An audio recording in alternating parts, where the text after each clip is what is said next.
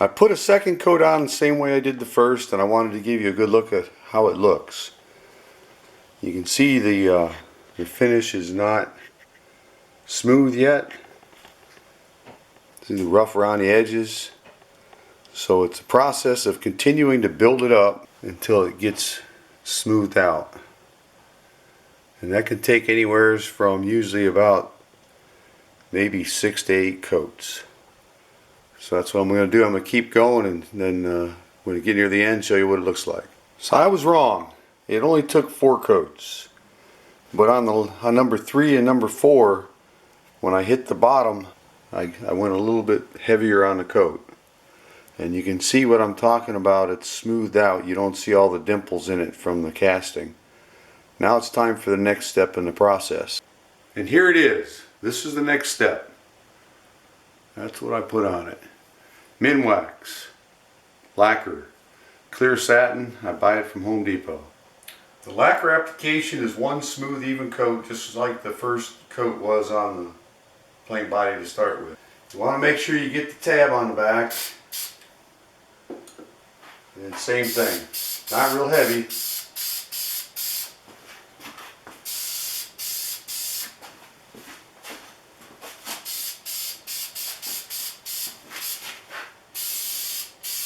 That's it. And there's what it looks like when it's dry.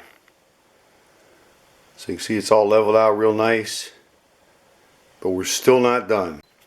What I want to do next is remove the tape and the little pieces of paper towel I stuffed in the hole.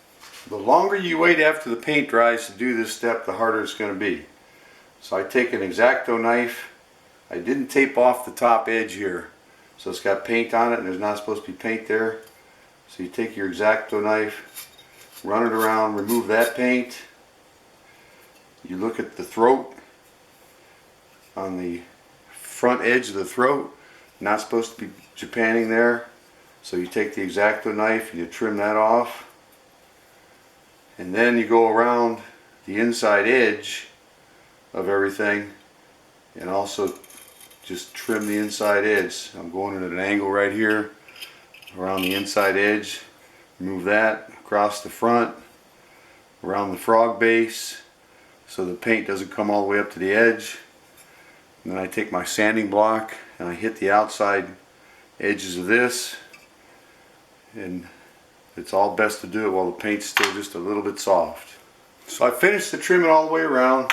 Next thing I'm going to do is take a sanding block and I'm going to go around these edges like this. Hit the front. Like I mentioned before, I'm going to go on the back. I'm going to remove some of that paint on the outside because you just never see it there. Not an exact science.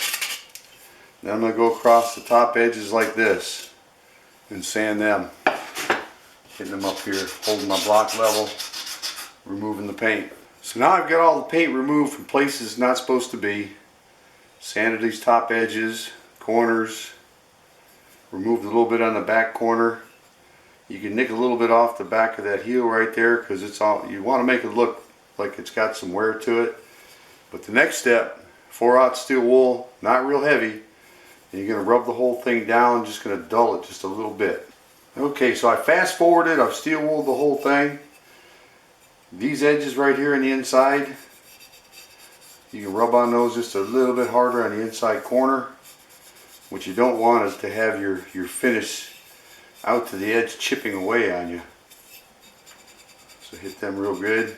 Now I'm going to blow it off and we'll take a look at it. So before we can finish the base, we want to catch the frog up to where it's supposed to be. It's nice and dry and that finish is all shiny. The next step is to take the steel wool to it and blend it in. So good rubbing with the steel wool, and you watch it as you rub and you'll see that the shine just disappears and it looks just like the rest of the surrounding Japanning. I'll finish this up and then we'll take a look at it. Okay, so the steel wool's done, and as you can see, at least I hope you can see, it's blended in quite well, and it's going to get even better with the next step. And here's a look at what you need. When I talk about my dirty oil rag, That's it. I've been using that same rag for years, and this is the kind of oil that I use right here. I buy that from Home Depot too. Lasts a long time, works great. What I'm going to do is rub down completely every nook and cranny of that basin frog. This is probably the easiest part of the whole restoration process. I want to make sure you get it everywhere. I usually leave the oil on for at least a couple hours. Today I'm probably going to leave it overnight because it's almost time for supper. The dirty rag oil's been on overnight and it's time to wipe it off. So I use the blue shop paper towels. Any paper towel or rag works. You're wiping all this oil off, getting down the nooks and crannies. Wipe off as much of the oil as I can with the towel, and then I hit it with the air hose.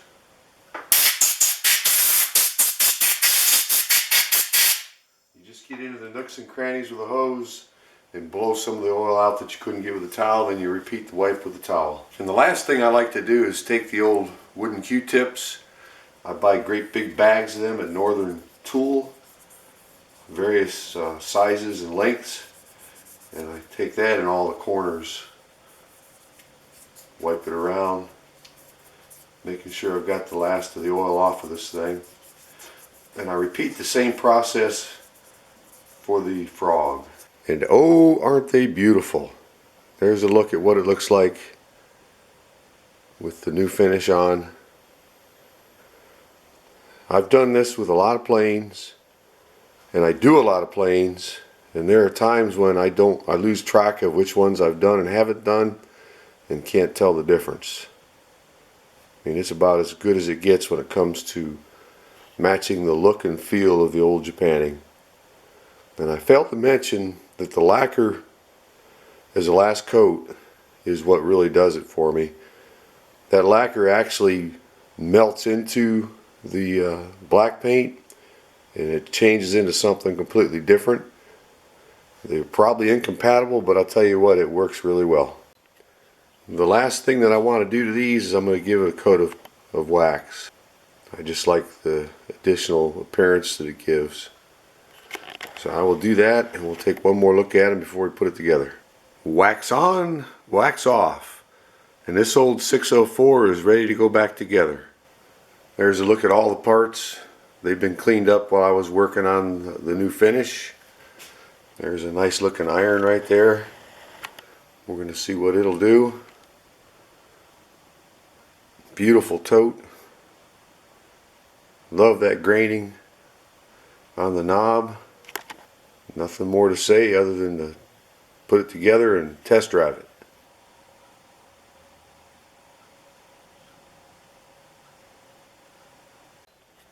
And there it is. The old Bedrock 604 ready to be put back to work. She's a real beauty.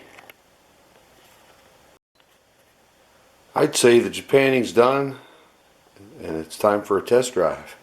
Once again, my 1 5/8 inch piece of poplar. We're going to see what this old 604 will do.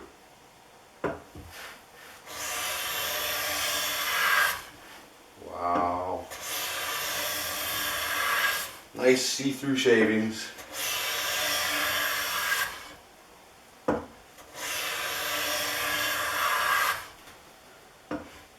Definitely can't beat these old Bedrocks. There we go.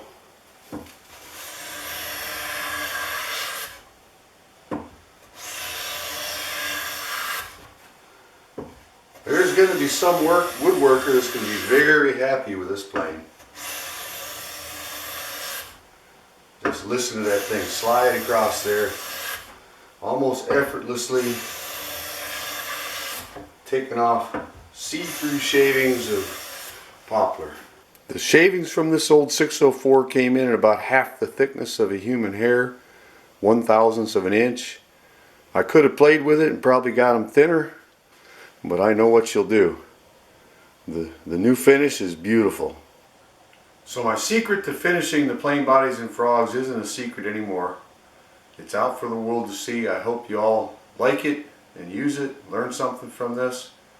This old 604 is truly a beautiful plane. Hope you enjoyed the video. More to come. Bye.